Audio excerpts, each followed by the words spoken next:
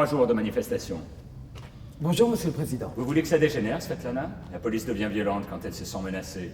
C'est une manifestation pacifique et spontanée? Des milliers de pancartes avec des portraits de moi en prison, vous pensez que ça fleurit tout seul? Je les ai mal vus. Je me frayais un chemin pour ne pas être en retard à votre rendez-vous. Vous n'avez pas non plus remarqué les photos de vous, avec en titre « Elle se bat pour nous ». Je les ai entrevus, oui. Vous prétendez que vous n'êtes pas derrière ces manifestations? Les gens en ont assez. De quoi? De vous. Et ils sont nombreux. Vous voulez la guerre, Svetlana? Je nourris un espoir plus serein pour la Russie. Oui, j'entends dire que beaucoup de gens rêvent de vous voir à ma place. Difficile d'empêcher les gens de rêver.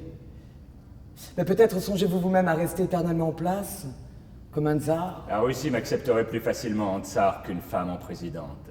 Je ne sais pas. On se souvient davantage de la grande Catherine que de ses successeurs. On se souviendra de moi.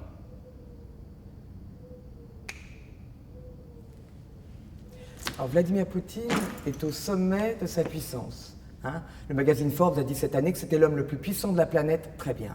Néanmoins, il se dit, des fois les murs y tombent, on ne sait pas comment. Les révolutions, elles arrivent, on les a pas vues venir. Si jamais on vient m'emmerder un jour avec des conneries comme la Tchétchénie ou je ne sais quel tribunal international, je vais me préparer au cas où. Et il contraint une femme, une procureure générale qu'il a connue par le passé, avec qui il a eu quelque chose dans le passé, et qui est devenue entre-temps un des leaders de l'opposition, à monter un dossier contre lui pour se protéger au cas où.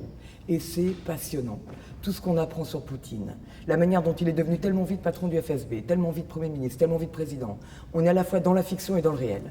Dans la fiction parce que cette femme, probablement, elle n'existe pas, et dans le réel parce que vous verrez, l'auteur est quelqu'un qui fait un très gros travail d'investigation avant d'écrire ses pièces. Et beaucoup de répliques dans la pièce sont de Vladimir Poutine.